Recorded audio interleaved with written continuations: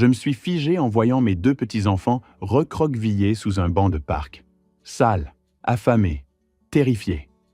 Il y a 3 ans, ma belle-fille avait juré qu'elle les emmenait en Californie pour prendre un nouveau départ après la mort de mon fils. Je l'avais cru. J'envoyais 2400 $ chaque mois, avec une régularité parfaite. Maintenant, ils me chuchotaient d'horribles secrets sur leur mère. Et je savais que cette femme devrait faire face aux conséquences pour chaque nuit de faim que mes petits-enfants avaient endurée. Avant de continuer, abonnez-vous à la chaîne et écrivez dans les commentaires quelle heure il est dans votre région en ce moment. Je m'appelle Lonnie Turner. J'ai 68 ans et je vis à Portland, Oregon. Pendant 40 ans, j'ai travaillé au service de protection de l'enfance pour le Multnomah County. J'ai vu plus de familles brisées que je ne saurais en compter. Je pensais avoir pris ma retraite pour trouver la paix et la tranquillité.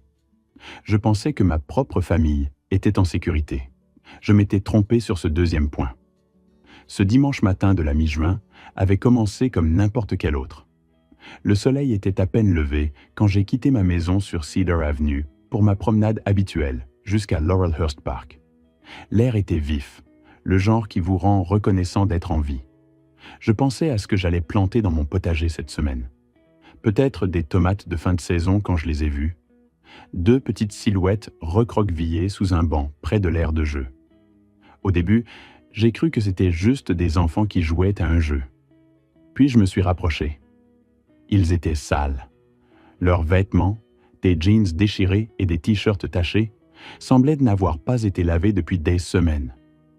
Leurs visages étaient maculés de saleté et leurs cheveux étaient emmêlés. Mais ce furent leurs yeux qui m'arrêtèrent net, creux, affamés, effrayés et familiers. Jacob, Sophia. La tête du garçon se releva brusquement. Ses yeux s'écarquillèrent. 8 ans. Mais il en paraissait 50 à cet instant. Puis la reconnaissance inonda son visage et il se mit à pleurer. « Papy !» Ils se sont tous les deux jetés sur moi. Et je les ai rattrapés, sentant à quel point ils étaient devenus maigres. Sophia sanglotait dans ma chemise.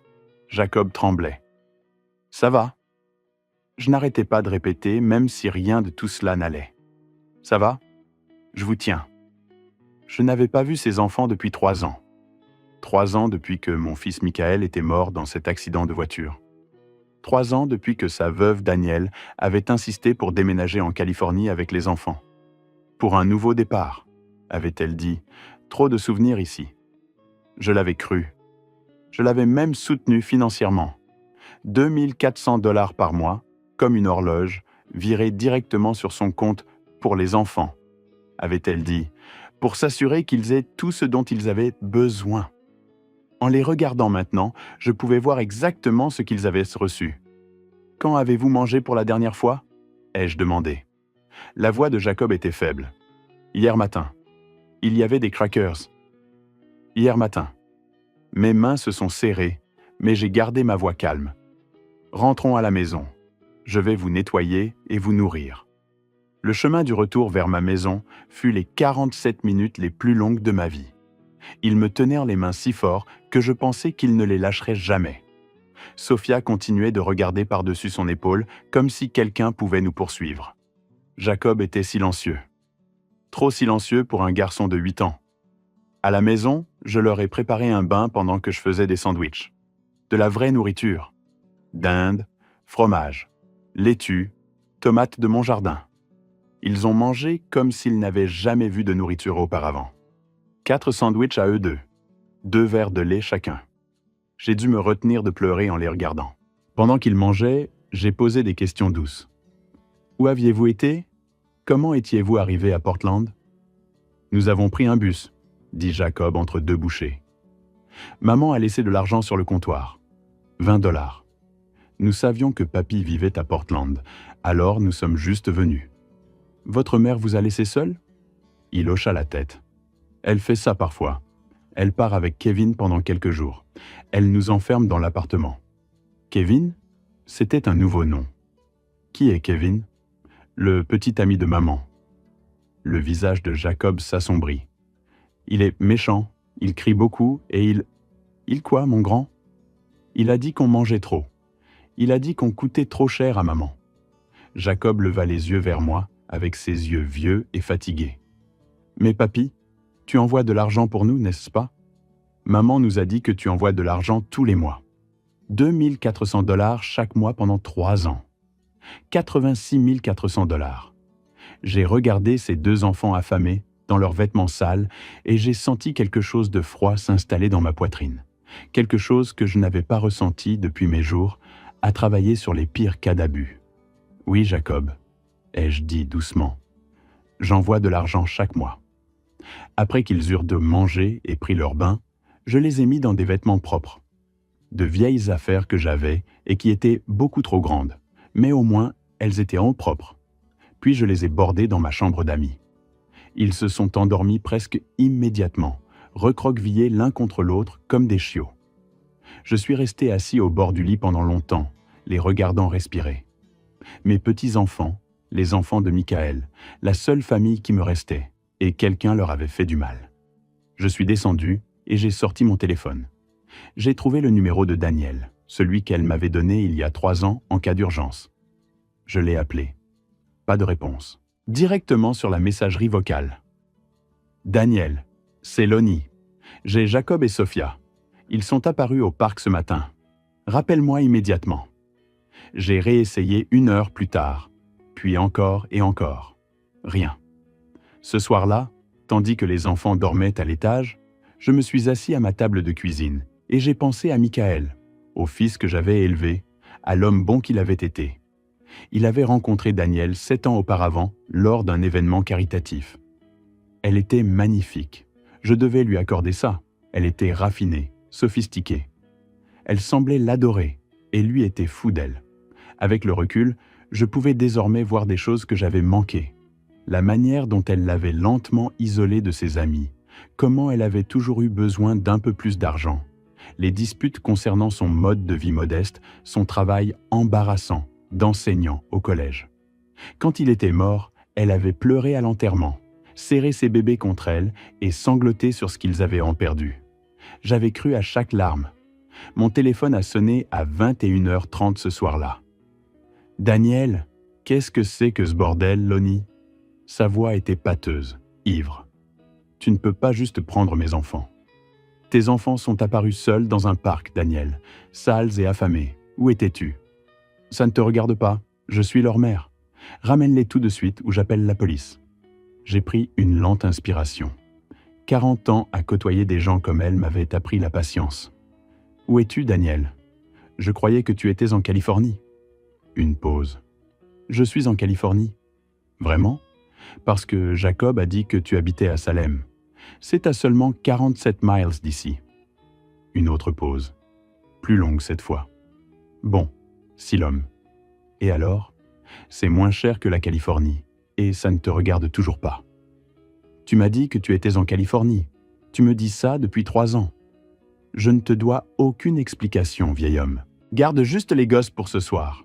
Je viendrai les chercher demain ou après-demain. Quand je pourrai. Quand je pourrai. Ma voix s'est durcie malgré moi. Daniel, ce sont tes enfants, les enfants de Michael. N'ose pas me jeter Michael à la figure. Tu crois que je voulais ça ? 2 enfants qui pleurent et pas d'argent. Et elle s'est arrêtée. Je viendrai les chercher quand je pourrai. Continue d'envoyer les chèques, Lonnie. C'est tout ce que tu as à faire. La ligne a coupé. Je suis resté assis là, dans ma cuisine sombre, mon téléphone à la main, et j'ai senti cette chose froide dans ma poitrine devenir encore plus froide. En 40 ans de travail dans la protection de l'enfance, j'avais appris à reconnaître certains schémas.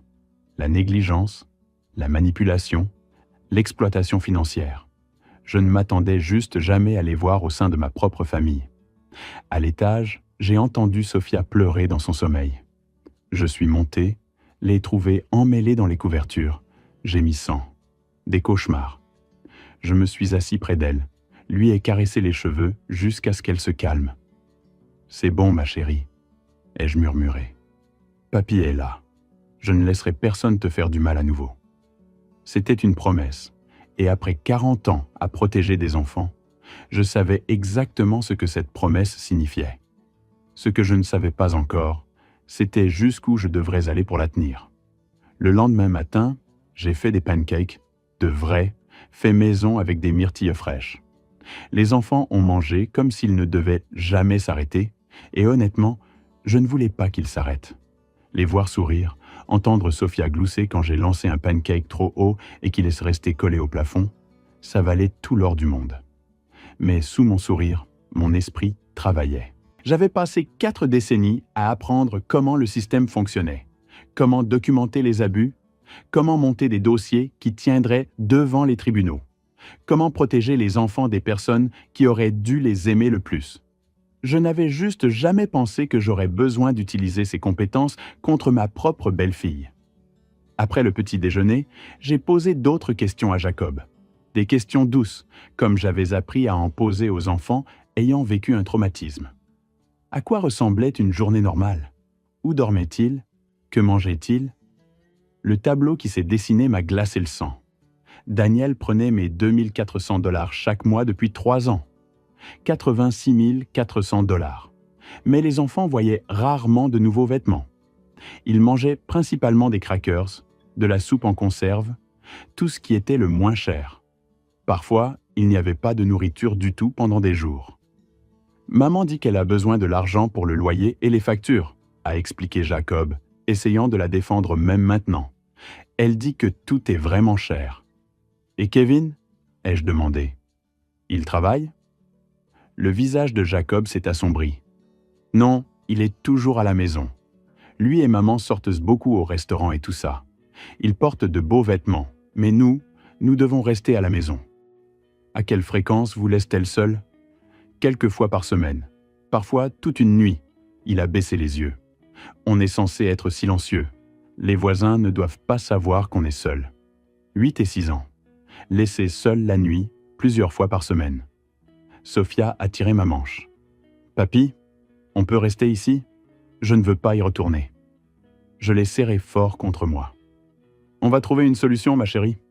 Je te le promets. » Mais la vérité était que, légalement, je n'avais aucun droit. Daniel était leur mère. À moins que je ne puisse prouver qu'elle était inapte, prouver des abus réels ou de la négligence, elle pouvait les reprendre quand elle le voulait. Et je devais être intelligent à ce sujet. Si je poussais trop fort, trop vite, elle disparaîtrait avec eux, changer de numéro, déménager. Je ne les retrouverais plus jamais. Non, je devais monter un dossier, un vrai, inattaquable. J'avais besoin d'aide. Cet après-midi-là, tandis que les enfants jouaient dans mon jardin, jouaient vraiment comme des enfants devraient le faire. J'ai passé quelques appels.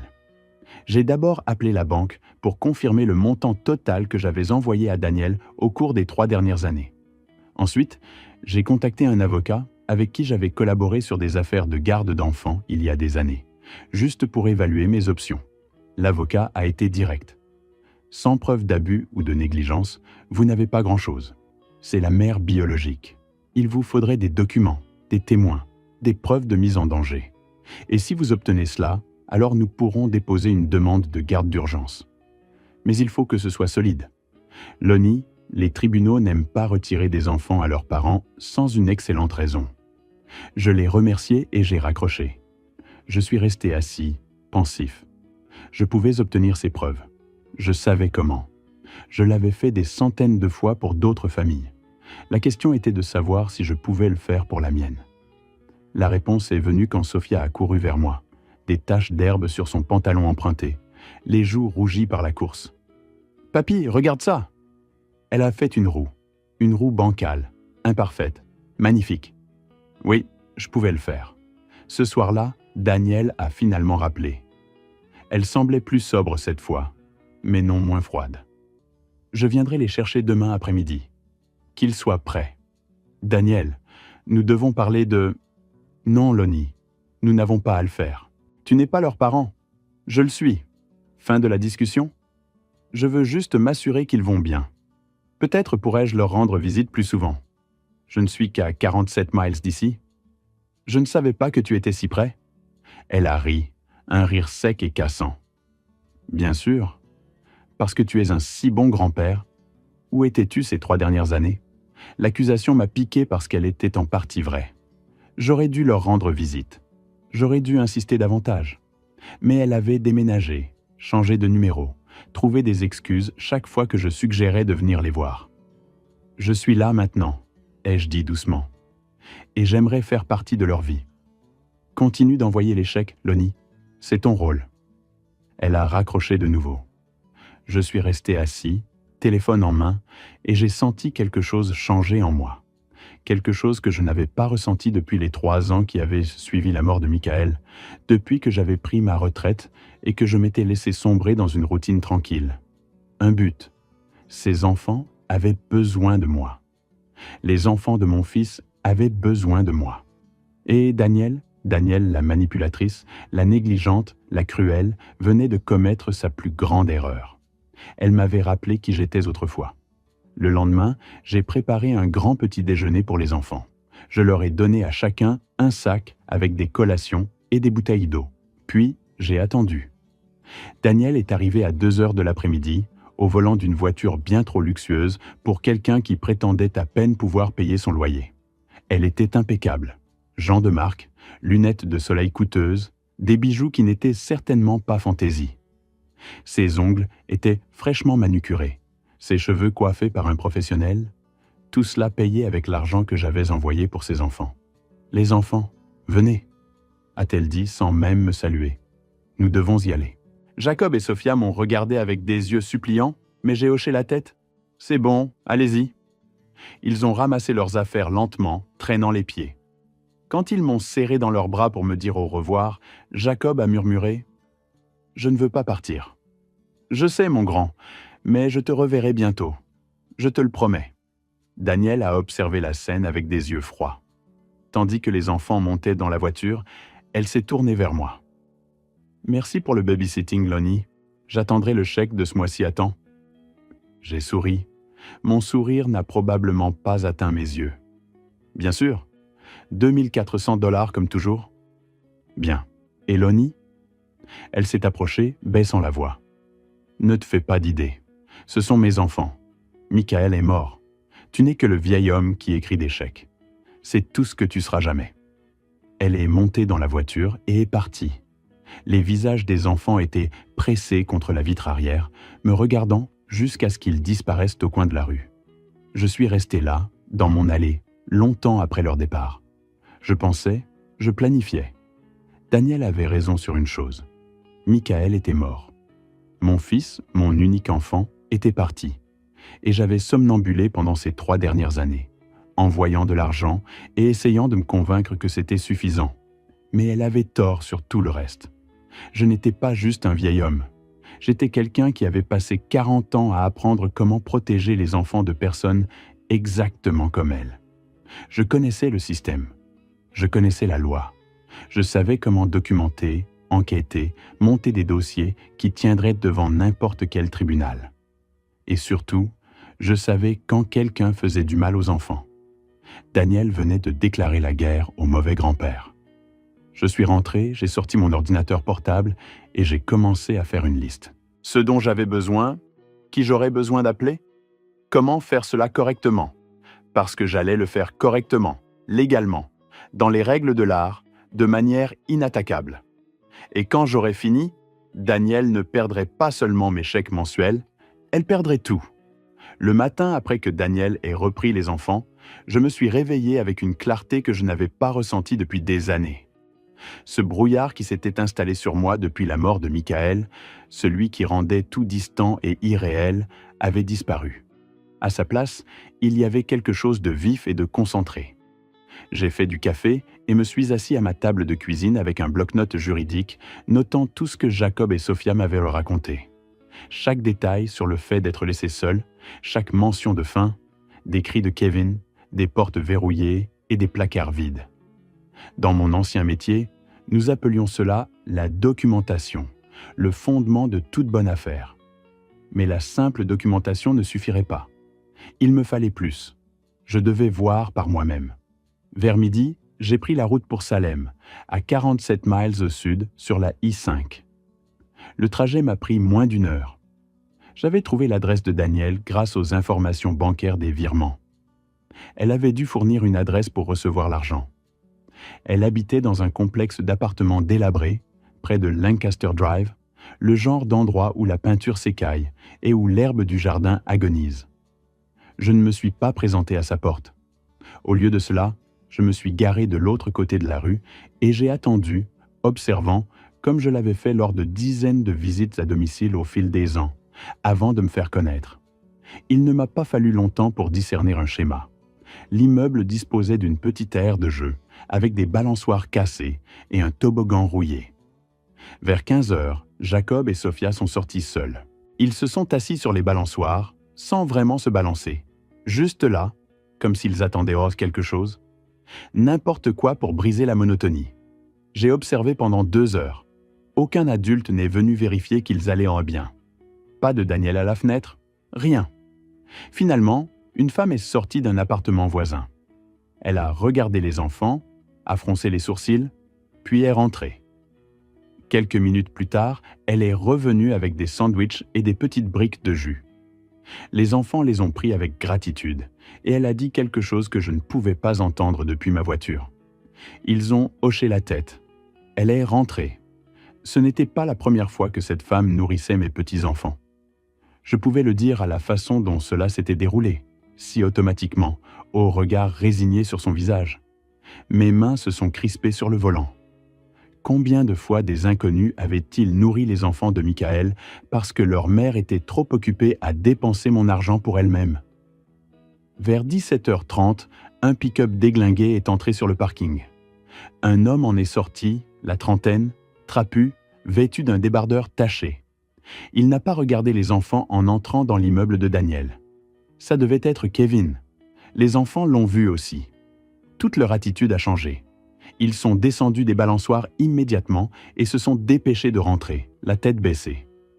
Je suis resté là jusqu'au coucher du soleil, observant cet appartement. Les lumières se sont allumées. Des ombres bougeaient derrière les rideaux. Mais personne n'est ressorti.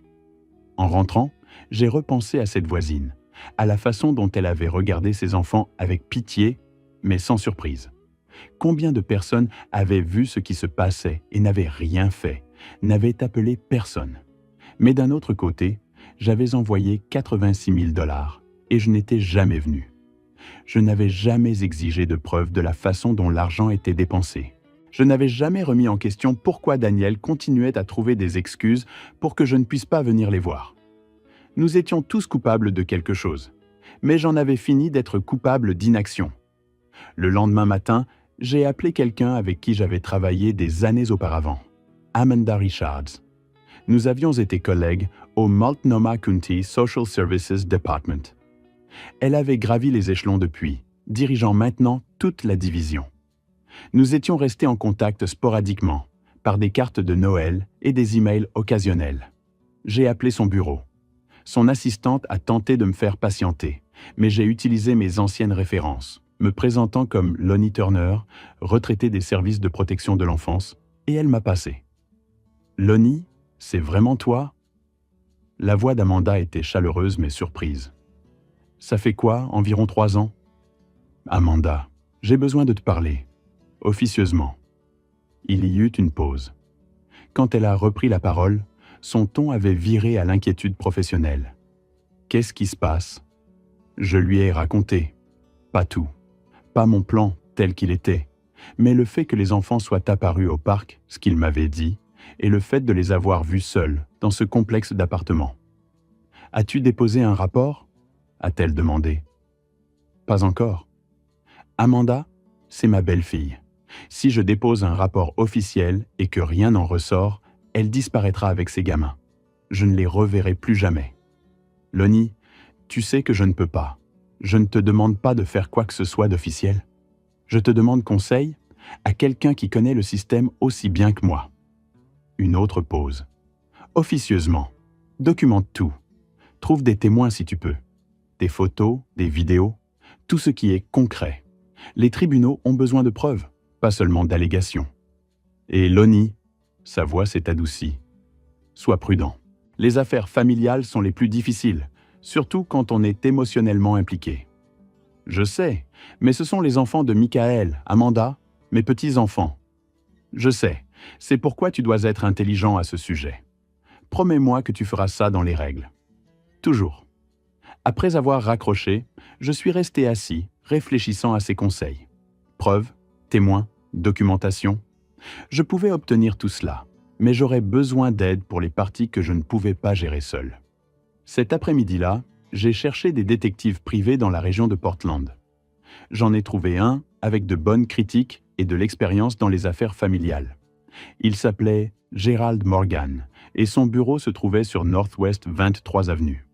Son bureau était petit mais professionnel. Des classeurs, un bureau couvert de dossiers, des certificats au mur. Morgan lui-même avait la cinquantaine, les cheveux grisonnants, les yeux vifs, le genre d'homme qui remarque tout. « Monsieur Turner », a-t-il dit en me serrant la main. « Votre message indiquait qu'il s'agissait d'une affaire familiale. » Je lui ai tout exposé. L'argent que j'envoyais, l'état dans lequel j'avais trouvé les enfants, ce que j'avais observé à Salem, et ce dont j'avais besoin. Il a écouté sans m'interrompre, prenant des notes sur un bloc-notes jaune. Quand j'ai eu fini, il s'est adossé à sa chaise. « Vous comprenez ? Ce que vous demandez, c'est une surveillance de votre belle-fille. Je comprends. Et vous voulez des preuves de négligence, des relevés financiers si possible, et tout ce qui pourrait étayer une demande de garde ? Oui. Il m'a donné un prix. 3 500 $ d'honoraires initiaux, avec des coûts supplémentaires selon la durée de l'enquête. C'était une somme considérable, plus d'1 mois de ce que j'envoyais à Daniel. Mais voir ses enfants assis seuls sur ces balançoires cassés, attendant qu'un étranger leur apporte à manger, j'ai signé le chèque sans hésiter. Combien de temps cela prendra-t-il ? Ai-je demandé. Cela dépendra de ce que nous trouverons. Ça pourrait être une semaine, ça pourrait être un mois. Je commencerai par une surveillance de base. Ses allées et venues, qui lui rend visite, combien de temps les enfants sont laissés seuls. Ensuite, je me pencherai sur les dossiers financiers, pour voir si je peux retracer où votre argent va réellement. Pouvez-vous faire cela légalement ? Il a souri légèrement. J'ai mes méthodes. Tout ce que je vous fournirai sera recevable devant les tribunaux. Je vous le promets. Nous nous sommes serrés la main à nouveau, et je suis parti, avec le sentiment d'avoir enfin fait quelque chose de concret, quelque chose qui n'était pas juste resté là à me sentir impuissant. Sur le chemin du retour, mon téléphone a sonné. C'était Daniel. « Lonnie, j'ai besoin du chèque de ce mois-ci plus tôt. Peux-tu l'envoyer aujourd'hui ?» J'ai failli rire. L'audace de cette femme. Ce n'est même pas encore la fin du mois, Daniel. Je l'envoie toujours le 1er. Oui, eh bien, j'en ai besoin maintenant. Les enfants ont besoin de choses. Les enfants, n'est-ce pas ? Les enfants qui portèrent des vêtements 2 tailles trop petits et mangeaient des sandwichs de la voisine. De quoi ont-ils besoin spécifiquement ? Ai-je demandé, gardant ma voix neutre. Je ne sais pas, Lonnie. Des fournitures scolaires, des vêtements, de la nourriture, les trucs habituels. Pourquoi tu m'interroges comme ça ? Je veux juste m'assurer que mon argent est dépensé pour les bonnes choses. Sa voix est devenue acerbe. Excuse-moi ? Tu m'accuses de quelque chose ?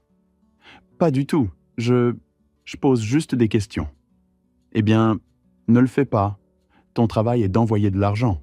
C'est tout. Tu n'as pas à remettre en question la façon dont j'élève mes enfants. C'était ça, encore. Mes enfants. Comme si Michael n'avait jamais existé. Comme si je n'avais aucun lien avec eux. J'enverrai le chèque le 1er comme d'habitude, ai-je dit calmement. Sérieusement ? Tu vas me faire attendre 2 semaines de plus ? Oui, a-t-elle juré avant de raccrocher. Je suis resté assis dans ma voiture, le téléphone toujours à la main, et j'ai repensé à cette conversation, à la colère pleine de suffisance dans sa voix quand j'avais suggéré avoir le moindre droit de savoir comment mon argent était utilisé. 40 ans de travail avec des gens comme Daniel m'avaient appris quelque chose d'important. Ils ne pensent jamais faire quoi que ce soit de mal. Ils se convainquent qu'ils méritent tout ce qu'ils prennent, que leurs besoins sont plus importants que ceux de quiconque, et ils ne s'arrêtent jamais d'eux-mêmes. Quelqu'un doit les y forcer. Ce soir-là, j'ai reçu un email de Gerald Morgan. Il avait déjà commencé la surveillance. Les photos jointes montraient Daniel quittant son appartement vers 11 h ce matin-là, tiré à 4 épingles, montant dans cette belle voiture que j'avais déjà vue. Elle n'était pas rentrée avant 19 h ce soir-là. La photo suivante montrait les enfants sur ces balançoires, seuls, encore une fois. Horodatage. 14h15. J'ai enregistré les photos dans un dossier sur mon bureau. J'ai commencé un dossier d'affaires, exactement comme je le faisais au travail. Organisé, méthodique, car Danielle avait commis une erreur cruciale lorsqu'elle s'était tenue dans mon allée et m'avait dit de continuer à envoyer des chèques et de rester hors de sa vie.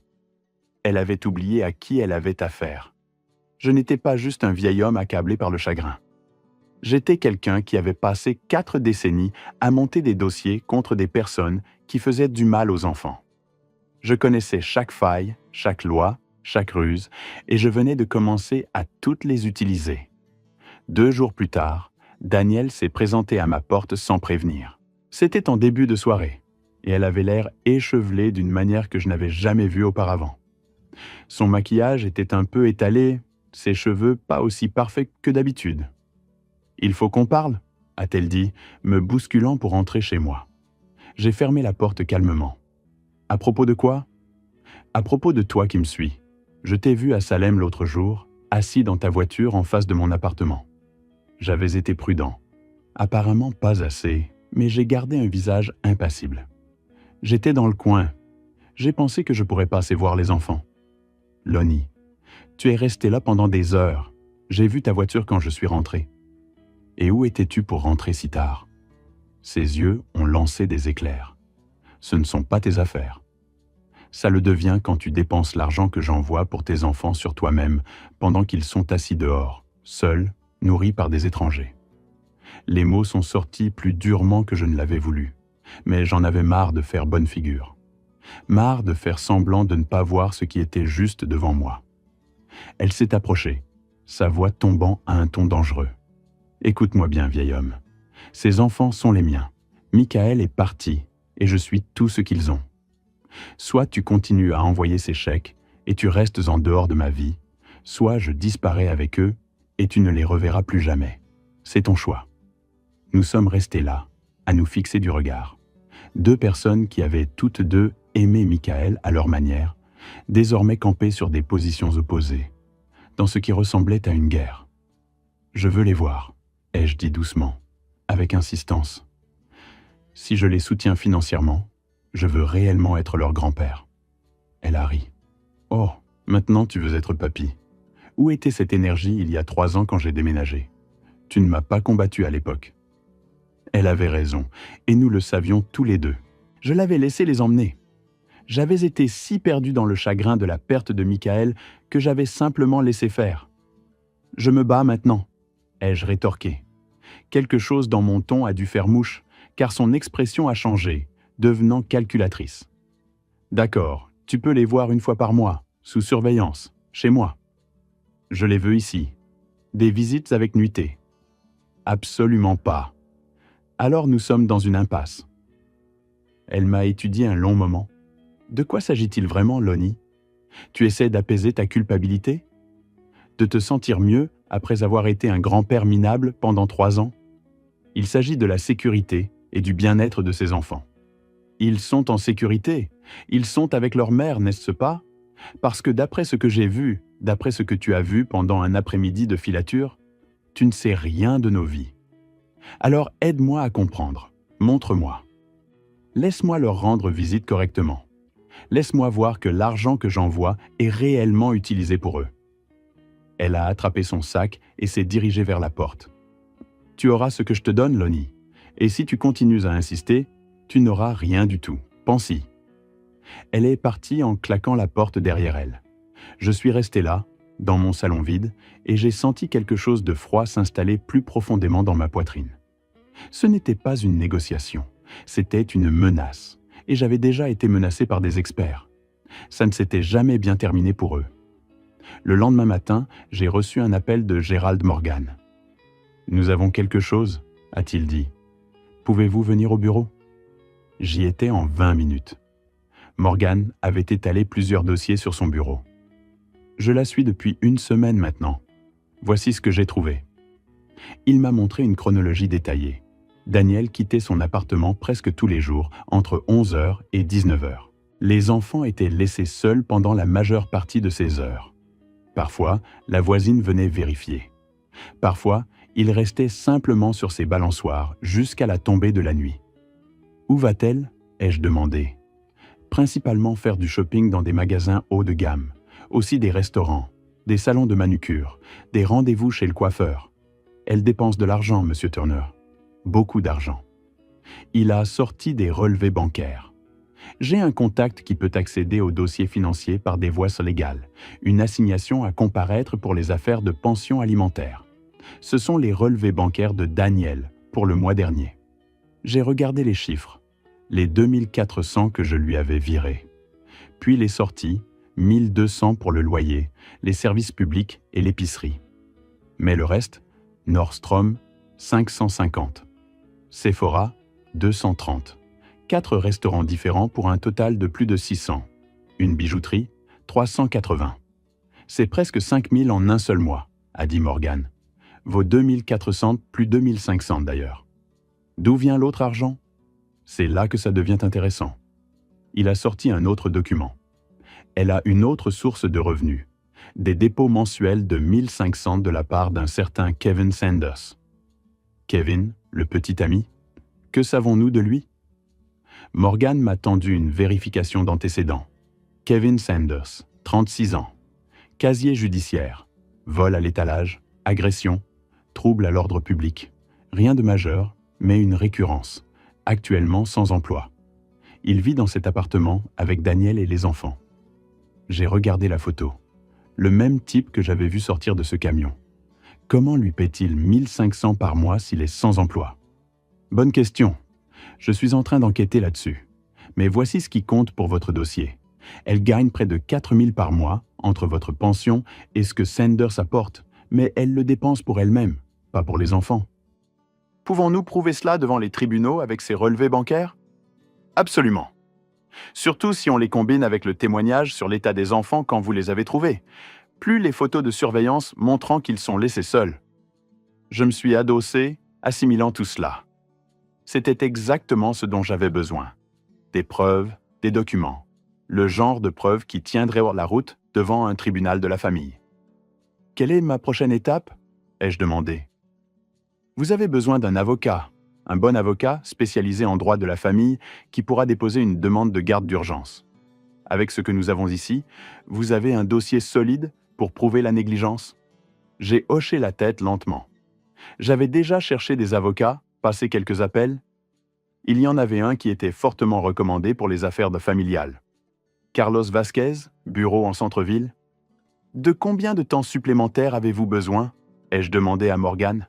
« Je recommanderais 1 semaine de surveillance de plus, juste pour établir la récurrence. S'assurer que ce n'est pas un événement isolé. Les juges aiment voir de la cohérence. Faites-le, quoi qu'il en coûte. » Au cours des 2 semaines suivantes, j'ai rassemblé les pièces du puzzle, rencontré Carlos Vasquez, un avocat brillant, cher, mais Amanda l'avait recommandé, et je lui ai tout raconté. Il a écouté attentivement, examiné les preuves fournies par Morgan, puis a hoché la tête. Nous pouvons déposer une demande de garde d'urgence pour négligence et abus financiers concernant les pensions alimentaires. La procuration falsifiée sera également utile si nous parvenons à le prouver. Mais, Monsieur Turner, vous devez comprendre que la situation va devenir très désagréable. Daniel va riposter et le tribunal de la famille peut être impitoyable. Je le sais pour avoir témoigné dans de nombreuses affaires de garde. Être de l'autre côté est une expérience différente. « Je comprends », ai-je répondu. « Mais ces enfants ont besoin de quelqu'un pour se battre pour eux. » Il m'a communiqué le montant de ses honoraires initiaux. 450 $ pour la consultation, puis un tarif horaire. Encore de l'argent. Mais à quoi d'autre allais-je le dépenser? J'avais de toute façon l'intention de tout laisser aux enfants de Michael. Autant l'utiliser maintenant pour les sauver. Morgan m'a rappelé le 1er juillet. « Vous allez vouloir voir ça », m'a-t-il dit. Je me suis rendu à son bureau. Il m'a tendu une enveloppe qui avait été livrée chez moi. J'avais fait réexpédier mon courrier à son bureau pour les besoins de l'enquête. À l'intérieur se trouvait une lettre d'un cabinet d'avocats que je ne connaissais pas, Davidson & Associates, basé à Salem. Je l'ai lue 2 fois pour m'assurer de bien comprendre. Danielle demandait la garde de l'héritage laissé aux enfants de Michael Turner par leur grand-père. Plus précisément, elle voulait le contrôle de la fiducie qui détenait ma maison sur Cedar Avenue, celle que j'avais placée dans une fiducie pour Jacob et Sophia afin qu'elle leur appartienne à leurs 21 ans. La maison valait 487 000 $. Et jointe à la requête légale se trouvait une copie d'une procuration prétendument signée par moi, donnant à Danielle le droit de gérer les biens des enfants jusqu'à leur majorité. J'ai fixé cette signature. Elle ressemblait à la mienne, les boucles et les courbes, la façon dont je barrais mes T.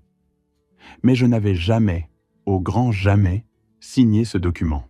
« Elle a falsifié votre signature », a dit Morgan d'une voix calme. J'ai levé les yeux vers lui. « Pouvez-vous le prouver ?»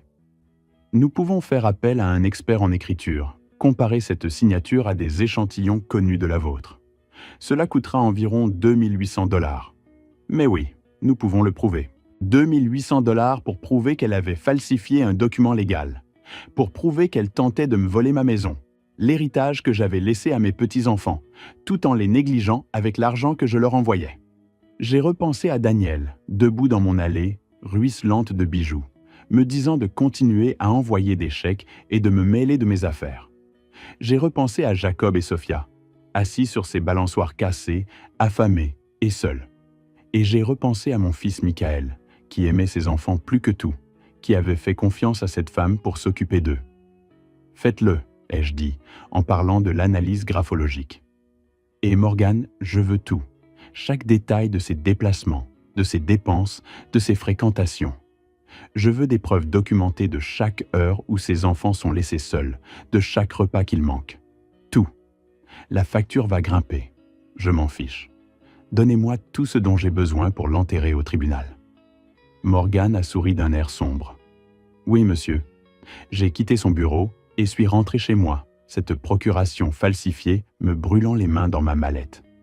Pendant tout ce temps, j'avais cru que Danielle était simplement négligente, égoïste et immature. Mais ceci était différent. C'était calculé. Elle avait planifié de s'emparer de ma maison, de la vendre et d'empocher un demi-million de $ pendant que ses enfants mouraient de faim, et elle avait tenté de le faire légalement, en utilisant un document falsifié portant mon nom. Cette nuit-là, je me suis assis dans ma cuisine avec une tasse de café et j'ai de nouveau examiné ce document, cette signature qui était la mienne, mais qui ne l'était pas, ce langage juridique qui lui aurait tout donné. 40 ans passés au service de protection de l'enfance m'avaient appris beaucoup de choses. Comment cerner les gens, comment monter des dossiers, comment protéger les enfants des pires formes de maltraitance. Mais cela m'avait aussi appris autre chose. Parfois, le système est trop lent. Parfois, le temps que vous rassembliez toutes vos preuves, que vous déposiez tous vos documents et que vous convainquiez les tribunaux d'agir, il est trop tard. Le mal est fait. Je n'allais pas laisser cela arriver aux enfants de Michael. Danielle pensait jouer aux échecs avec quelqu'un qui ne connaissait pas les règles, quelqu'un qui se contenterait d'envoyer ses chèques et de se retirer tranquillement à la retraite. Elle avait oublié que j'avais passé 40 ans à apprendre ces règles, à savoir comment les utiliser, à protéger les innocents de gens exactement comme elle, et je venais de comprendre précisément comment les appliquer. À présent, j'ai ouvert mon ordinateur portable et j'ai commencé à dresser une liste. Tout ce dont j'avais besoin pour déposer une demande de garde d'urgence. Chaque document, chaque témoin, chaque preuve. Carlos Vasquez aurait besoin de tout cela. Dehors, par ma fenêtre, la nuit d'été était douce et silencieuse. Quelque part à 47 miles de là, mes petits-enfants étaient probablement éveillés dans cet appartement, se demandant si quelqu'un les sauverait un jour. Ils n'auraient plus à se poser la question très longtemps, car Danielle avait commis une dernière erreur fatale. Elle m'avait montré exactement qui elle était, ce qu'elle était prête à faire, jusqu'où elle irait. Et c'est là que j'ai compris comment la lui faire payer pour chaque nuit de faim, chaque après-midi de solitude, chaque mensonge qu'elle avait proféré. Non par colère, ni par vengeance, mais par la loi, les documents, le même système que j'avais utilisé pendant 40 ans pour protéger les enfants de gens comme elle. Elle voulait jouer avec les documents légaux et les droits de garde. Parfait. Voyons comment elle s'en sortirait face à quelqu'un qui avait écrit les règles du jeu, Le lendemain matin de la réception de cette procuration falsifiée, je me trouvais dans le bureau de Carlos Vasquez, au 12e étage d'un immeuble du centre-ville de Portland. Son bureau offrait une vue imprenable sur la Willamette River grâce à ses fenêtres allant du sol au plafond. Mais je n'étais pas là pour admirer le paysage. J'ai fait glisser le document falsifié sur son bureau, accompagné des dossiers de preuve de Morgan. Carlos, la quarantaine bien entamée, était élégant et doté d'un esprit encore plus affûté. Amanda l'avait recommandé comme le meilleur avocat en droit de la famille du comté, et en le voyant examiner les documents, je comprenais pourquoi. Son regard parcourait les pages avec rapidité et précision, saisissant des détails que la plupart des gens auraient manqués. « C'est un faux », a-t-il déclaré après avoir examiné la procuration. « La signature semble bonne, mais il y a des incohérences dans la pression du stylo. Regardez ici », a-t-il indiqué, en désignant des boucles spécifiques. Celles-ci ont été tracées, pas écrites naturellement. Pouvons-nous le prouver au tribunal ? Nous aurons besoin d'un expert en écriture, quelqu'un de certifié pour témoigner. Cela vous coûtera environ 2 800 $ pour l'analyse complète et le témoignage au tribunal. Je n'ai pas hésité. Faites-le. Il a sorti un bloc-notes et a commencé à prendre des notes. D'accord, nous avons donc une potentielle falsification, ce qui est un crime en Oregon. Nous avons aussi ces photos de surveillance montrant la négligence. Les relevés bancaires prouvant l'utilisation abusive des fonds de pension alimentaire. C'est une base solide pour une demande de garde d'urgence. Combien de temps avant que nous puissions déposer la demande ? J'ai besoin de l'analyse graphologique d'abord. Cela prendra environ 2 semaines. Ensuite, nous déposerons une demande de garde d'urgence auprès de la Multnomah County Circuit Court, en nous basant sur le danger immédiat pour le bien-être des enfants. Nous devrons également déposer une plainte pénale auprès du Portland Police Bureau concernant la falsification et la fraude financière. 2 semaines, 14 jours de plus pendant que Jacob et Sophia restaient dans cet appartement avec Daniel et Kevin. « Quelles sont nos chances ?» ai-je demandé. Carlos s'est penché en arrière sur sa chaise. Honnêtement, avec ces preuves, je dirais 70, peut-être 75% pour une garde temporaire. L'audience permanente dépendra de ce que nous découvrirons d'autre et de la façon dont l'avocat de Daniel défendra son dossier. Mais Lonnie, vous devez comprendre que ça va devenir laid. Elle va se battre. Le tribunal de la famille fait ressortir le pire chez les gens. Je sais, je l'ai vu maintes fois de l'autre côté. Être de ce côté-ci est différent, a-t-il dit. C'est personnel. Ce sont vos petits-enfants. Vous devez vous y préparer. J'ai pensé aux yeux creux de Jacob dans le parc, à Sophia pleurant dans son sommeil, à cette voisine qui nourrissait mes petits-enfants parce que leur propre mère ne le faisait pas.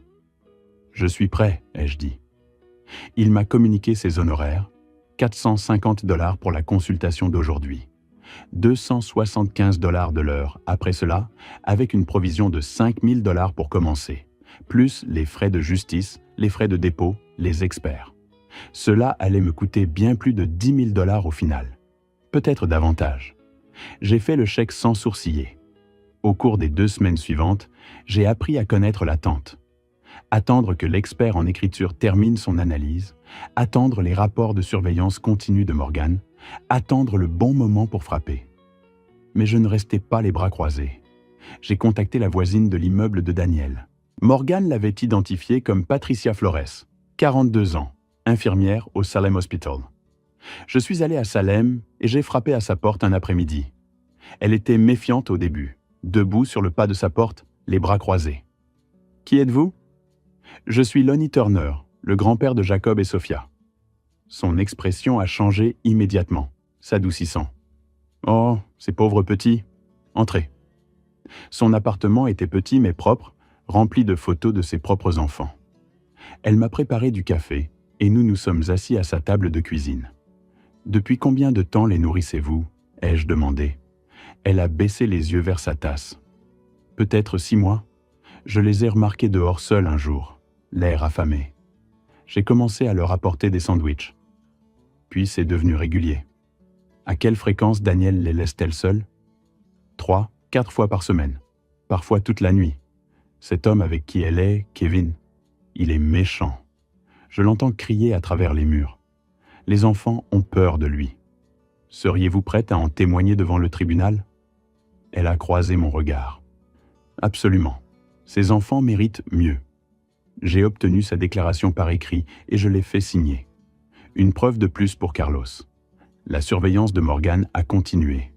Il avait obtenu la permission du propriétaire de l'immeuble d'installer une caméra dans le couloir. Parfaitement légal.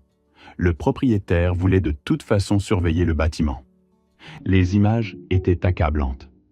Daniel partant à 11 heures du matin, ne revenant qu'après la tombée de la nuit. Les enfants assis parfois dans le couloir, attendant que quelqu'un rentre. Patricia venant les voir, leur apportant de la nourriture. Une vidéo montrait Kevin bousculant les enfants pour entrer dans l'appartement, les ignorant à peine. Ils se sont recroquevillés contre le mur à son passage. J'ai regardé ces images 3 fois, sentant cette chose froide dans ma poitrine devenir de plus en plus glaciale à chaque visionnage. Puis, 2 semaines après notre première rencontre, Carlos a appelé. L'analyse graphologique est terminée. C'est sans aucun doute un faux. Le docteur Melissa Chen a comparé la signature à des échantillons connus de votre écriture. L'expert a relevé 12 incohérences distinctes qui prouvent qu'elle a été tracée, et non originale. Quelle est notre prochaine étape? Nous déposons le dossier demain matin. Je soumettrai la requête de garde d'urgence au tribunal avec toutes nos preuves. Simultanément, vous devrez vous rendre au Portland Police Bureau pour déposer une plainte pénale concernant la falsification et la fraude. Ensuite, nous attendrons la date d'audience. Les audiences d'urgence ont généralement lieu dans la semaine. Tenez-vous prêts. Cette nuit-là, je n'ai pas pu dormir. Je n'arrêtais pas de penser à ce qui allait arriver, à la réaction de Daniel quand elle comprendrait ce que j'avais fait, à savoir si le juge verrait ce que je voyais. 2 enfants ayant désespérément besoin de protection. Vers 3 heures du matin, je me suis levé et je suis allé dans l'ancienne chambre de Michael. Je l'avais gardé pratiquement intact depuis qu'il était parti il y a des années. Ses trophées de lycée toujours sur l'étagère, des photos de lui enfant. J'en ai pris une de son 8e anniversaire. Il souriait à pleines dents à l'appareil photo, édenté et heureux, tenant un gant de baseball que je lui avais offert. « Je vais arranger ça, mon fils, » ai-je murmuré. « Je vais les protéger. Je te le promets. » Le lendemain matin, j'ai retrouvé Carlos au palais de justice. Nous avons déposé la requête d'urgence accompagnée de 43 pages de preuves. Photos de surveillance, relevés bancaires, l'analyse graphologique, le témoignage de Patricia, les rapports détaillés de Morgan. Ensuite, j'ai conduit jusqu'au Portland Police Bureau et j'ai déposé une plainte formelle contre Daniel Turner pour falsification, fraude et détournement de fonds de pension alimentaire. L'officier qui a recueilli ma déposition était jeune et professionnel. « C'est une accusation grave, monsieur Turner. » « Je sais, et j'ai des preuves sérieuses. » Je lui ai remis des copies de tout. La procuration falsifiée, l'analyse d'experts, les relevés financiers montrant où mon argent était réellement allé. Il a tout examiné, puis a levé les yeux vers moi.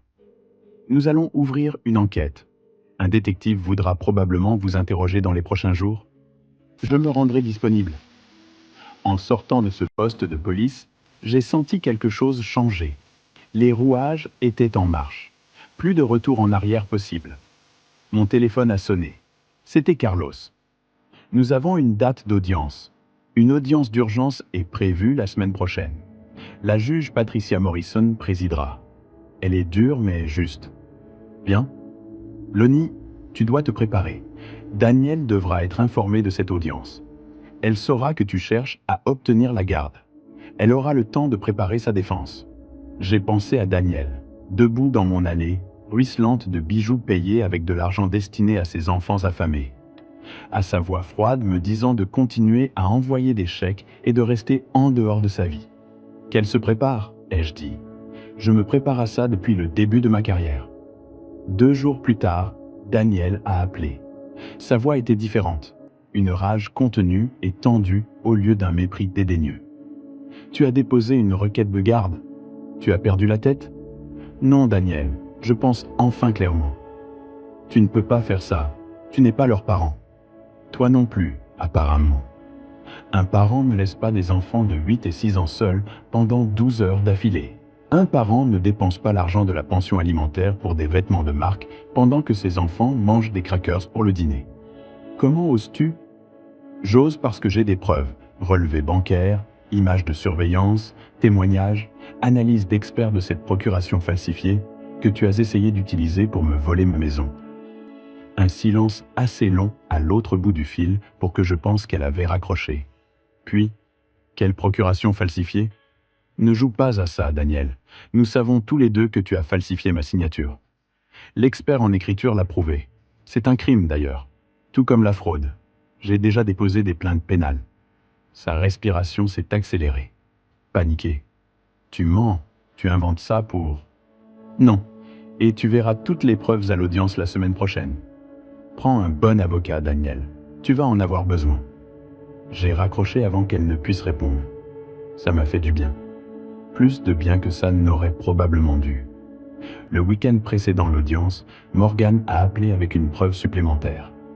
Tu vas vouloir voir ça? Je l'ai retrouvé à son bureau. Il a lancé une vidéo sur son ordinateur. C'est de la caméra du couloir d'il y a 3 nuits. L'horodatage indiquait 23 heures. La vidéo montrait Daniel et Kevin quittant l'appartement, tous deux habillés, riant de quelque chose. Ils sont passés devant la porte de la chambre des enfants sans même s'arrêter. Regarde ce qui se passe 1 heure plus tard, a dit Morgan. L'horodatage a sauté à minuit. La porte de l'appartement s'est légèrement ouverte. Le visage de Jacob est apparu, regardant dans le couloir. Il était en pyjama. Il a regardé autour de lui, puis a refermé la porte. Il vérifie s'ils sont rentrés, ai-je dit doucement. Ça empire.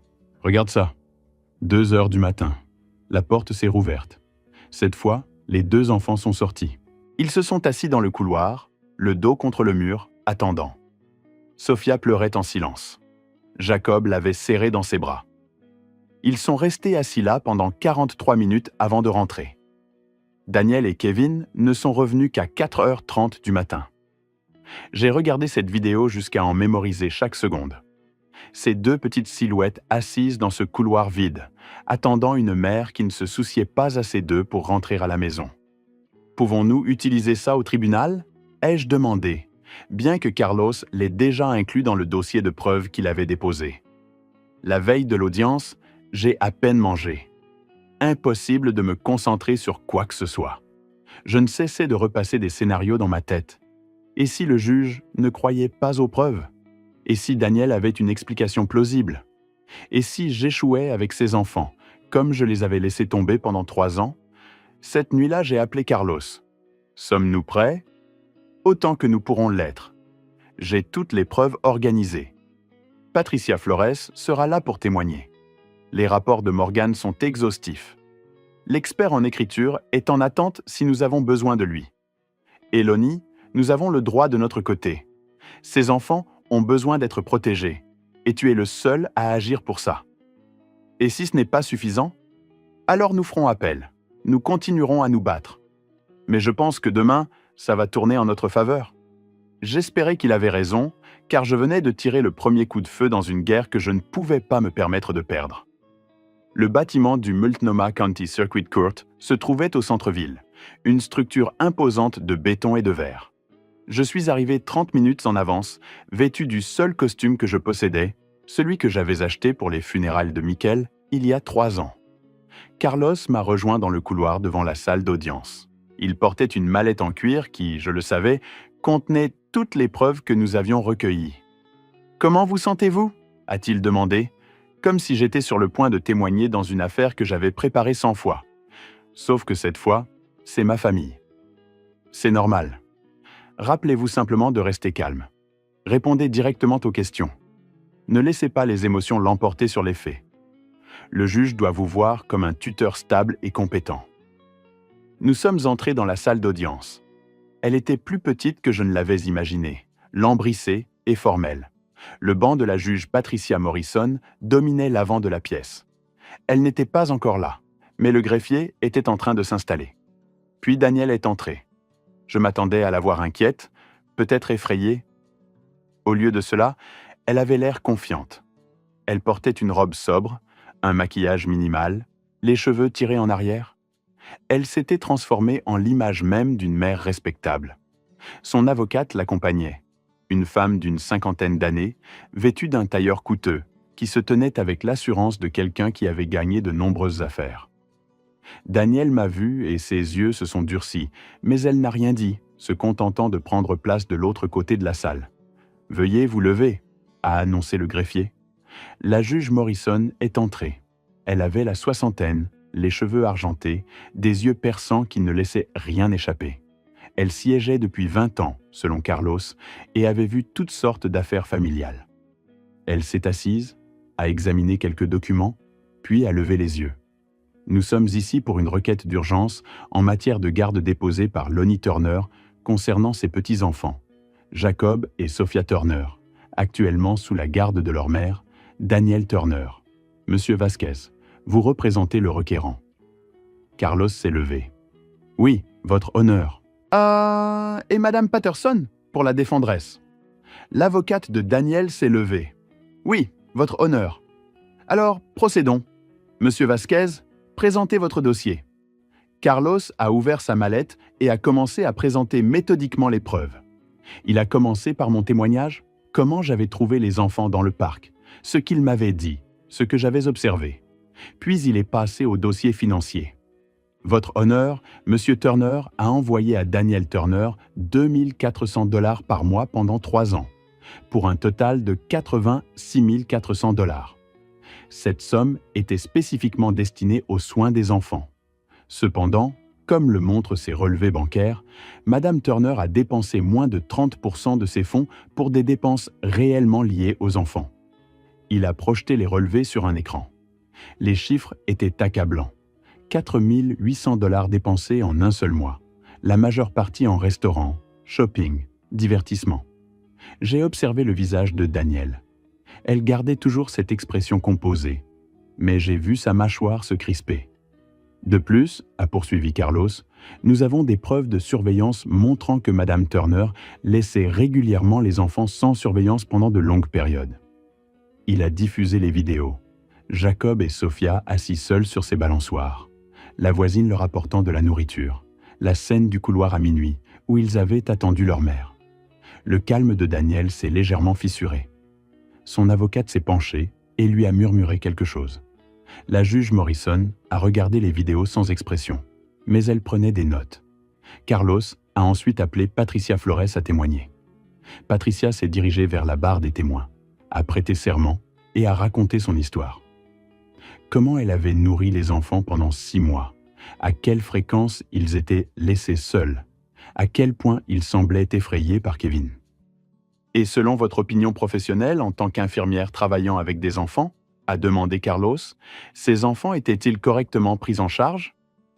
Non, a répondu Patricia fermement. Ils étaient négligés. L'avocate de Danielle a contre-interrogé Patricia de manière insistante et délibérée, tentant de suggérer qu'elle exagérait ou nourrissait une rancune contre Danielle. Mais Patricia est restée ferme, son témoignage inébranlable. C'est alors que Carlos a lâché la bombe. Votre honneur, nous avons également des preuves de falsification criminelle. Madame Turner a soumis une procuration prétendument signée par Monsieur Turner, lui donnant le contrôle sur des biens détenus en fiducie pour les enfants. Spécifiquement, une maison évaluée à 487 000 $. Il a présenté le document falsifié ainsi que l'analyse graphologique. Le docteur Melissa Chen, experte certifiée en documents médico-légaux, a déterminé que cette signature avait été tracée et non écrite naturellement. Il y a 12 incohérences distinctes avec la signature réelle de M. Turner. Il s'agit d'une falsification et M. Turner a déposé des plaintes pénales auprès du Portland Police Bureau. C'est à ce moment-là que la façade de Danielle s'est complètement effondrée. Son visage est devenu pâle, pas seulement pâle, mais de la couleur du vieux papier. Ses mains, qui avaient été calmement posées sur la table, ont commencé à trembler. Elle a serré le bord de la table si fort que ses jointures sont devenues blanches. « Ce n'est pas », a-t-elle commencé à dire, mais son avocate lui a saisi le bras, la faisant taire. La juge Morrison a regardé Danielle directement. « Madame Turner, ce sont de graves allégations. Avez-vous une réponse ?» L'avocate de Danielle s'est levée rapidement. Votre honneur, nous contestons la validité de cette soi-disant analyse médico-légale. Ma cliente a signé ce document de bonne foi. Je ne lui ai jamais donné ce document à signer, ai-je dit en me levant. Carlos m'a lancé un regard, mais je ne pouvais pas rester silencieux. Je n'ai jamais autorisé aucune procuration. Elle a falsifié ma signature pour tenter de voler ma maison. Monsieur Turner, veuillez vous asseoir, a dit la juge Morrison, mais son ton n'était pas désagréable. Vous aurez l'occasion de témoigner sous serment. Je me suis assis, mais j'ai observé le visage de Daniel. La panique était là maintenant, claire comme le jour. Ses yeux balayaient la salle d'audience comme si elle cherchait une issue de secours. Sa respiration était devenue superficielle et rapide. Elle réalisait en temps réel que son plan parfait s'effondrait. L'audience a continué pendant 1 heure de plus. Carlos a présenté d'autres preuves. Des dossiers médicaux montrant que les enfants étaient en sous-poids pour leur âge. Des dossiers scolaires de leur ancienne école montrant des problèmes d'assiduité. Plus d'enregistrements de surveillance. Puis ce fut le tour de Daniel. Son avocate a tenté de sauver la situation, dépeignant Daniel comme une mère célibataire en difficulté, faisant de son mieux dans des circonstances difficiles. Madame Turner a perdu son mari il y a 3 ans, a plaidé Miss Patterson. Elle a élevé seule 2 jeunes enfants, tout en faisant face au deuil et aux difficultés financières. Oui, peut-être que sa gestion budgétaire n'était pas parfaite. Peut-être qu'elle s'est appuyée sur ses voisins plus que l'idéal. Mais ce sont les actions de quelqu'un de dépassé, pas de quelqu'un de négligent. La juge Morrison a écouté, mais je pouvais voir qu'elle n'y croyait pas. Puis Daniel a pris la barre. Elle a essayé de maintenir son rôle de mère posé, mais les fissures continuaient d'apparaître. Lorsque Carlos l'a contre-interrogée, lui posant des questions sur des dépenses spécifiques, elle a trébuché. Cette dépense de 550 $ chez Nordstrom, à quoi servait-elle? Des vêtements pour les enfants. Les enfants portèrent des vêtements 2 tailles trop petits quand je les ai trouvés, ai-je dit depuis mon siège. Monsieur Turner, a averti la juge Morrison, Carlos a sorti des reçus. Selon le relevé détaillé, cet achat concernait des vêtements de créateurs pour femmes, taille 6. Votre taille, Madame Turner, pas des tailles pour enfants. Le visage de Daniel a rougi. J'avais besoin de vêtements professionnels pour des entretiens d'embauche. Pourtant, vous n'avez pas travaillé depuis 3 ans, selon les dossiers d'emploi. Elle n'a eu aucune réponse à cela. Carlos a continué, démolissant méthodiquement chaque excuse qu'elle offrait. L'achat de bijoux pour un événement important. Quel événement? Elle ne pouvait pas s'en souvenir. Les frais de restaurant répétés. Emmener les enfants pour des gâteries. Pourtant, aucun de ces restaurants n'avait de menu pour enfants, selon nos recherches. Finalement, Carlos a posé des questions sur la procuration. Madame Turner, avez-vous falsifié la signature de Lonnie Turner sur ce document? Non, je ne ferai jamais ça. Alors, comment expliquez-vous l'analyse médico-légale montrant que la signature a été tracée? L'expert se trompe. Je ne l'ai pas fait. Quelqu'un d'autre a dû le faire. Elle était en pleine spirale maintenant, sa voix devenant plus aiguë, plus désespérée. L'acte de la mère posée avait complètement disparu. C'était quelqu'un qui avait été pris la main dans le sac et le savait. « Qu'en est-il de Kevin Sanders ?» a demandé Carlos. « Votre petit ami qui vit avec vous et les enfants ?» L'avocate de Daniel a objecté. Mais la juge Morrison l'a autorisé. « Kevin n'a rien à voir avec ça », a dit Daniel. « Il a un casier judiciaire, y compris pour agression. Est-ce exact? C'était il y a des années. Il a changé. Pourtant, des voisins rapportent l'avoir entendu crier sur les enfants. Correct? » Daniel a ouvert la bouche, l'a refermée. Elle a regardé son avocate désespérément, mais Miss Patterson n'avait rien à lui offrir. La juge Morrison en avait assez entendu. « Je déclare une suspension pour examiner les preuves, » a-t-elle dit. « Nous nous réunirons à nouveau dans 30 minutes. » Ces 30 minutes ont semblé des heures. Carlos et moi nous sommes assis dans le couloir, tandis que Daniel et son avocate se concertaient dans un coin. J'entendais la voix de Daniel monter, colérique et effrayée, mais je ne pouvais pas distinguer les mots. De retour dans la salle d'audience, la juge Morrison avait l'air sévère. Après avoir examiné toutes les preuves présentées, y compris les images de surveillance, les relevés financiers, les témoignages et les graves allégations de falsification, je rends la décision suivante. Daniel agrippa de nouveau la table. Je pouvais voir tout son corps se raidir. J'accorde la garde temporaire de Jacob et Sophia Turner à leur grand-père, Lonnie Turner, pour une période de 60 jours, en attendant une enquête et une audience complète. Pendant cette période, Madame Turner n'aura qu'un droit de visite supervisée, 2 heures par semaine, sous la surveillance d'un tuteur désigné par le tribunal. « Non !» s'écria Daniel en se levant d'un bond. « Vous ne pouvez pas faire ça, ce sont mes enfants. »« Madame Turner, asseyez-vous !» dit la juge Morrison d'un ton sec. Mais Daniel n'écoutait plus. « C'est insensé, c'est un vieil homme, il ne peut pas s'occuper d'eux. Il essaie juste de me les voler parce qu'il est seul et pathétique. Madame Turner, je vous déclarerai coupable d'outrage au tribunal si vous ne vous asseyez pas immédiatement. » L'avocate de Daniel essayait de la tirer pour la rasseoir, mais Daniel la repoussa. Elle me pointa du doigt, le visage tordu de rage. « C'est de votre faute. Vous n'avez pas pu vous en tenir là. Vous avez dû vous immiscer. Ils allaient bien. Ils mouraient de faim, dis-je doucement. Ils étaient assis sous un banc dans le parc, sales et effrayés, pendant que vous dépensiez mon argent en bijoux. C'est un mensonge. Je suis une bonne mère. Je les aime. Alors pourquoi se sont-ils enfuis ? Demandai-je. Cela l'arrêta net. Pendant une seule seconde, quelque chose qui ressemblait à de la honte traversa son visage.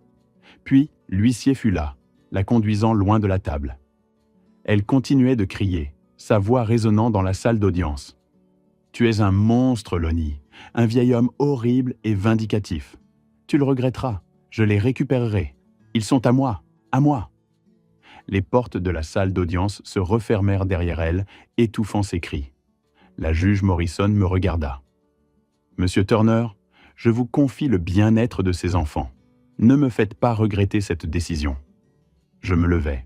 « Je ne le ferai pas à votre honneur, je vous le promets. » Alors que nous quittions la salle d'audience, Carlos souriait largement. « Ça s'est passé encore mieux que prévu. Avez-vous vu son visage quand nous avons présenté les preuves de falsification? J'ai cru qu'elle allait s'évanouir. Je l'avais vue. J'avais vu le moment exact où Daniel avait réalisé qu'elle avait perdu. Quand toutes ces manipulations et ces mensonges s'étaient effondrés autour d'elle, cela aurait dû être satisfaisant, et ça l'était. Mais sous cette satisfaction, il y avait autre chose. De la tristesse pour ce qu'était devenue cette femme, pour ce qu'elle avait fait aux enfants de Michael. Devant le palais de justice, mon téléphone sonna. C'était le bureau du district scolaire. Je les avais contactés avant l'audience, expliquant la situation. « Monsieur Turner, nous avons traité vos formulaires d'inscription pour Jacob et Sophia.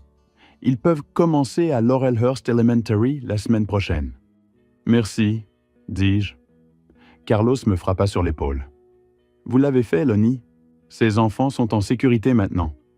Pour 60 jours, corrigeai-je. Ensuite, nous recommencerons tout pour la garde permanente. Nous gagnerons aussi. Surtout après la performance de Daniel aujourd'hui. » Il avait probablement raison.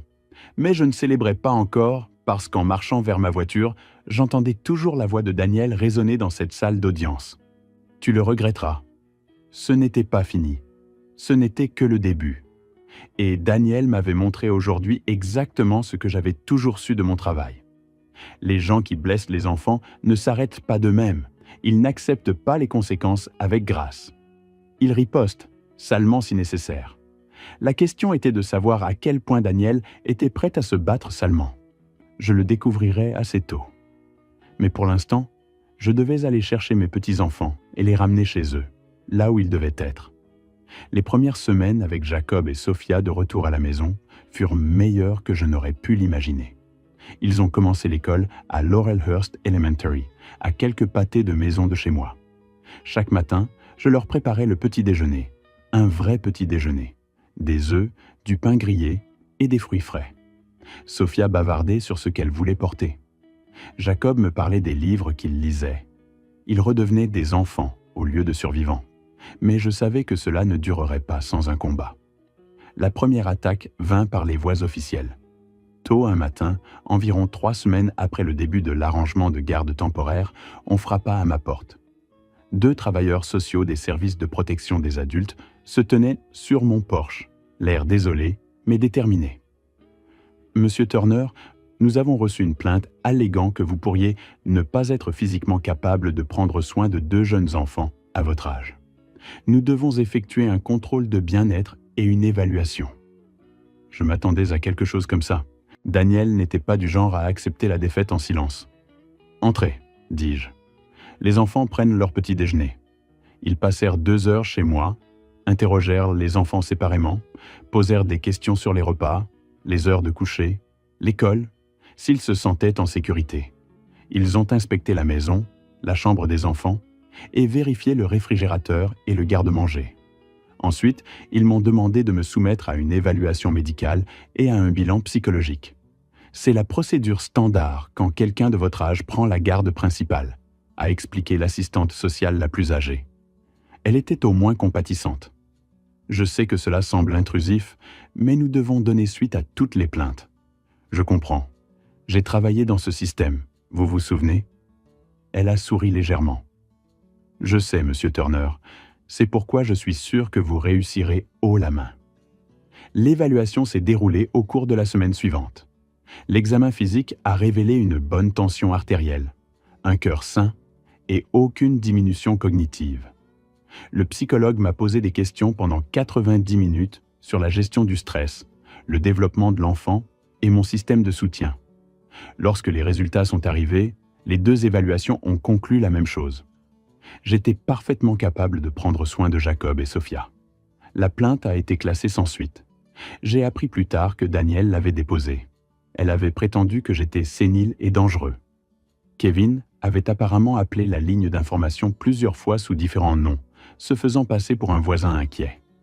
Leur première contre-attaque avait échoué, mais Daniel ne faisait que commencer.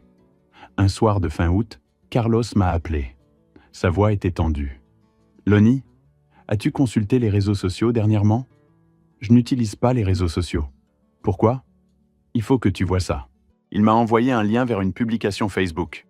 Elle provenait du compte de Daniel et avait été partagée plus de 1000 fois.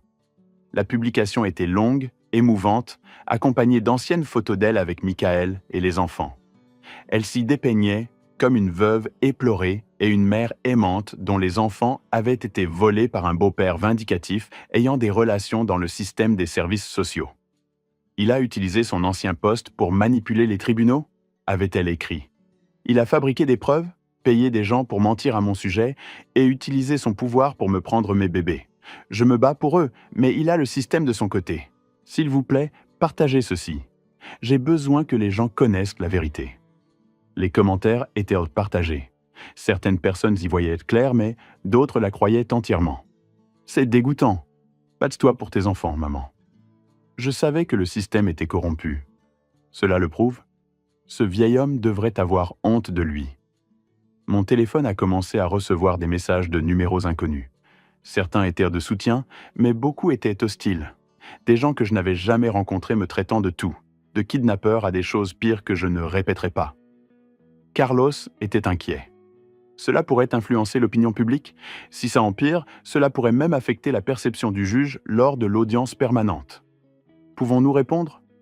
Non, sans avoir l'air sur la défensive. Et nous ne pouvons pas divulguer de preuves publiquement. Ce sont des documents judiciaires scellés. Nous devons juste faire le dos rond. Alors, j'ai fait le dos rond, ignoré les messages, me suis concentré sur les enfants, les ai emmenés au parc, les ai aidés avec leurs devoirs, leur ai lu des histoires au coucher, laissant Daniel jouer ses jeux sur les réseaux sociaux pendant que je faisais ce qui comptait vraiment. Mais Gérald Morgan travaillait sur autre chose. Il m'a appelé un mardi après-midi. Vous vous souvenez que j'ai dit avoir des contacts qui pouvaient obtenir des relevés téléphoniques par des voies légales? Oui. Eh bien, le bureau du procureur a assigné les relevés téléphoniques de Daniel dans le cadre de l'enquête criminelle sur la falsification. Et ils ont trouvé quelque chose de très intéressant.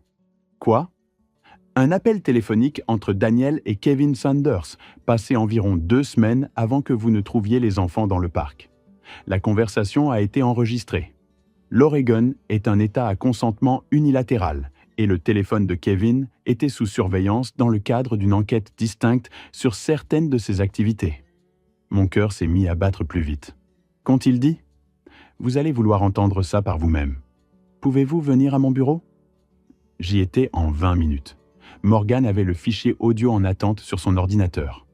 C'est du début juin, avant que les enfants ne s'enfuient, avant même que vous ne sachiez ce qui se passait, a-t-il dit en appuyant sur lecture. La voix de Daniel est sortie des haut-parleurs, légèrement déformée, mais clairement reconnaissable. Je te le dis, Kevin, nous sommes assis sur une mine d'or. La maison de ce vieil homme vaut près d'1 demi-million. La voix de Kevin. Mais c'est dans une fiducie pour les enfants, n'est-ce pas? Comment on l'obtient? Je t'ai déjà dit que j'avais falsifié sa signature sur une procuration. Mon avocat dit qu'une fois déposé, j'aurai le contrôle légal de leur héritage jusqu'à ce qu'ils soient adultes. Et il ne s'en rendra pas compte? Daniel a ri, d'un rire froid et calculateur. Lonnie, s'il te plaît, il m'envoie de l'argent depuis 3 ans sans poser une seule question. Il se sent trop coupable à propos de Michael pour interférer. Au moment où il réalisera ce qui s'est passé, la maison sera vendue. Quelle est ma part? On partage. 400 000 pour toi, 400 000 pour moi. À peu de choses près. Peut-être qu'on garde 87 000 pour les frais de clôture et autres dépenses? Et les morveux? Il y a eu une pause. Puis Daniel a dit d'une voix qui m'a glacé le sang. Une fois que nous aurons l'argent, nous les mettrons en famille d'accueil. Disons que je n'en peux plus. Le système les prendra et nous serons libres. Nous pourrons déménager quelque part de sympa. La Californie peut-être? Recommencer à zéro? Sans les enfants qui se plaignent tout le temps. Exactement. Plus de responsabilités. Juste nous et assez d'argent pour vivre comme on veut. Kevin a ri. J'aime ta façon de penser. L'enregistrement a continué. Ils discutaient des agents immobiliers à contacter, de la manière de dissimuler l'argent et des endroits où ils pourraient déménager. Ils parlèrent des enfants comme s'il s'agissait de meubles encombrants dont il fallait se débarrasser. Morgan a arrêté la lecture. Il y en a plus, mais vous avez compris l'idée. Je suis resté assis, fixant l'écran de l'ordinateur, ressentant quelque chose au-delà de la colère, au-delà de la trahison. C'était une froideur qui s'était installée jusqu'à mes os. Daniel n'avait pas seulement été négligente. Elle n'avait pas seulement été égoïste. Elle avait systématiquement planifié de voler ses propres enfants et de les abandonner ensuite à l'État. Et elle l'avait fait tout en dépensant mon argent en bijoux et en restaurants. C'est recevable au tribunal? Ai-je demandé. Absolument. Cela a été obtenu légalement dans le cadre de l'enquête du DA. Et Lonnie, cela change tout. Ce n'est plus seulement de la négligence.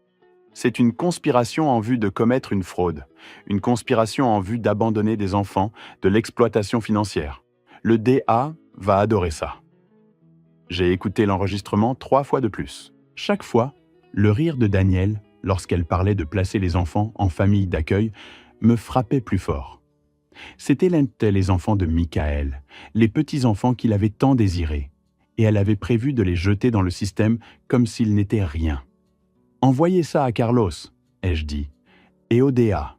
Je veux qu'ils entendent exactement à qui ils ont affaire. C'est déjà fait, je l'ai envoyé ce matin. Ce soir-là, j'étais assis sur mon porche pendant que les enfants faisaient leurs devoirs à l'intérieur. J'entendais Sophia chanter pour elle-même. Jacob expliquait un problème de maths à voix haute. Des bruits d'enfants normaux, des bruits joyeux, des bruits qui n'existeraient pas si le plan de Daniel avait fonctionné. Mon téléphone a sonné. « Carlos, tu l'as écouté ?» ai-je demandé. « Oui. Lonnie, c'est la preuve irréfutable dont nous avions besoin. L'audience pour la garde permanente est prévue pour la mi-septembre. Le DA va également engager des poursuites pénales. Plus seulement la falsification, mais la conspiration, la fraude, la mise en danger d'enfants, l'exploitation financière. On parle de plusieurs crimes. Combien de temps pourrait-elle prendre avec ces preuves? Le DA pense qu'ils peuvent obtenir 4, peut-être 5 ans, plus la perte permanente des droits parentaux. J'aurais dû me sentir triomphant. C'était exactement ce pourquoi j'avais travaillé. La justice, la protection des enfants, les conséquences des actions de Daniel, mais tout ce que je ressentais, c'était de la fatigue, de la tristesse pour ce que les enfants de Michael avaient traversé, de la tristesse que cela en soit arrivé là. « Lonnie, a dit Carlos, tu es toujours là? Oui, je réfléchis juste. À quoi? À quel point elle a failli s'en tirer? Si ces enfants n'avaient pas été assez courageux pour s'enfuir et me trouver? Si je n'avais pas décidé de me battre? Mais tu l'as fait. Et maintenant ces enfants sont en sécurité, c'est ça qui compte. Il avait raison. Mais écouter cet enregistrement, entendre Daniel rire en parlant d'abandonner les enfants de Michael comme s'ils étaient des déchets, cela allait me hanter. Le lendemain matin, j'ai reçu un appel d'un numéro inconnu. Contre mon meilleur jugement, j'ai répondu. C'était Daniel. Tu as trouvé l'enregistrement? Sa voix était monocorde, différente du ton confiant et manipulateur du fichier audio. Je ne l'ai pas trouvé. Le DA l'a fait dans le cadre de son enquête criminelle. Tu vas vraiment les laisser m'inculper? M'envoyer en prison? Je ne t'envoie nulle part, Daniel. Tu t'es fait ça toute seule. Ces enfants ont besoin de leur mère. Non, ai-je dit doucement. Ils ont besoin de quelqu'un qui les aime vraiment, quelqu'un qui ne vendra pas leur héritage et ne les placera pas en famille d'accueil dès que ça l'arrange. Silence. Ce n'était que des paroles. Kevin et moi, on fantasmait juste. On n'aurait jamais vraiment. Gardez ça pour votre avocat. Ou mieux encore, gardez ça pour le jury. Lonnie, s'il te plaît. On peut arranger ça. Je vais arrêter la campagne sur les réseaux sociaux. J'admettrai que j'ai fait des erreurs. Ne les laisse juste pas m'inculper. Tu as falsifié ma signature pour voler tes propres enfants. Tu les as négligés pendant des années en dépensant leur pension alimentaire pour toi-même. Tu as comploté pour les abandonner. Et maintenant tu veux que je fasse disparaître tout ça? Je suis la veuve de Michael. Il voudrait...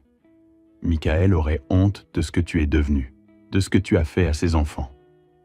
J'ai entendu sa respiration s'accélérer, paniquer. Tu vas le regretter, vieil homme. Quand ces enfants réaliseront que tu as envoyé leur mère en prison, ils te haïront. Ils ne te pardonneront jamais. Peut-être. Mais ils seront en sécurité. Ils seront nourris. Ils seront aimés. C'est plus important que de savoir s'ils comprennent en ce moment. J'ai raccroché avant qu'elle ne puisse répondre. Cette nuit-là, Jacob m'a posé des questions sur sa mère. « On la reverra, papy ?» J'ai pensé à cet enregistrement, à l'audience permanente à venir, à ce que l'avenir pourrait réserver. Je ne sais pas, mon grand. Le tribunal en décidera. Mais pour l'instant, tu es ici avec moi. Tu es en sécurité, et c'est ce qui compte le plus. Il a hoché la tête, puis est retourné à son livre. En sécurité. Ce mot n'avait jamais eu autant de sens, et je ferai en sorte que cela reste ainsi, quoi que Daniel tente ensuite.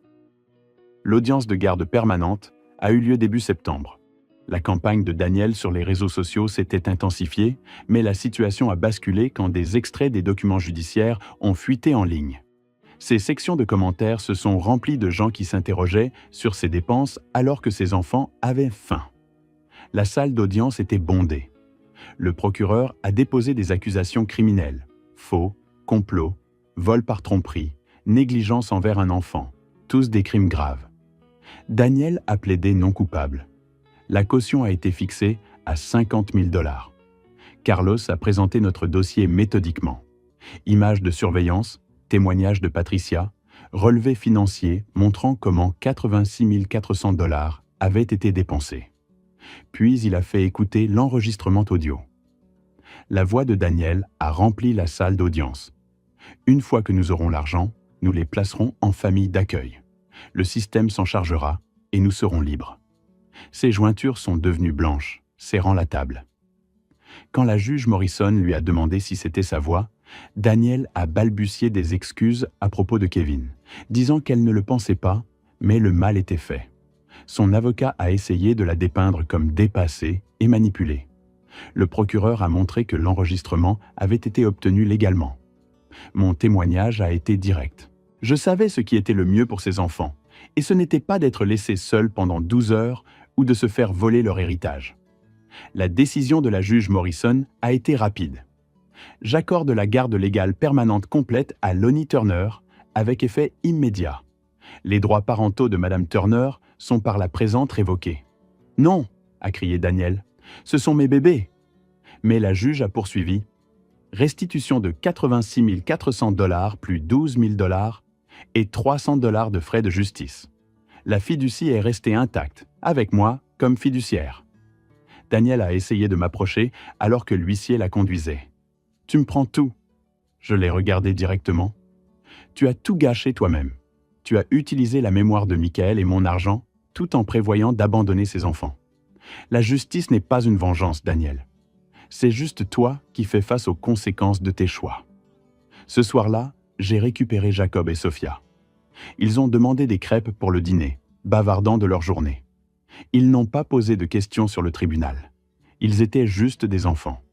Pendant que je faisais des crêpes et qu'ils coloriaient, j'ai réalisé que la vraie victoire n'était pas la décision du tribunal. C'était ce moment. 2 enfants qui avaient eu faim et peur, maintenant riant à ma table de cuisine. C'était pour ça que je m'étais battu. Le procès pénal a eu lieu fin septembre. La salle d'audience était bondée de journalistes. Daniel semblait abattu dans une robe simple. Kevin était assis séparément avec son propre avocat. L'accusation a tout présenté. Vidéo de surveillance, témoignage de Patricia, l'expert en écriture, l'enregistrement audio. L'avocat de Daniel a tenté la défense de la veuve désespérée, mais le procureur l'a démoli. Vous avez dépensé 550 $ chez Nordstrom alors que vous aviez des difficultés financières? Le procureur a demandé pour des entretiens d'embauche. Vous n'avez pas travaillé depuis 3 ans. L'enregistrement a été rejoué. Le rire de Daniel alors qu'elle discutait d'abandonner ses enfants a résonné dans la salle d'audience. Le jury a délibéré pendant 6 heures. J'étais assis avec Carlos, attendant.